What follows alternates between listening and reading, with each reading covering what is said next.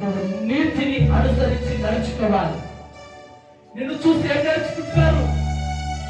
నిన్ను చూసి నీ ఇంటి వారు ఏం నేర్చుకుంటున్నారు? పెద్ద భక్తురాలుగా ప్రార్థనకు వెళ్ళింది. ఈమె భక్తి నిన్నమైన కరువు రెండు ఒకటే అనే తట్టుగా ఉండకూడదు. నిన్ను చూస్తే భయం పొందాలి, ఇలా జీవించాలి. చూడండి, యోనా ఎంతో భయభక్తులు కలిగి ఎంతో ఆయన సన్నిధిలో నిలిచి ఉంది.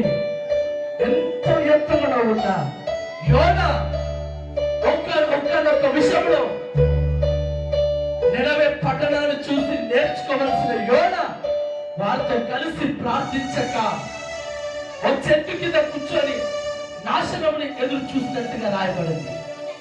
సహోదరి, నువ్వు ఒప్పుకున్న పాపంని విడిచిపెట్టావు, భయభక్తులు కలిగి సరైన మాటలే మాట్లాడుతున్నావు, కానీ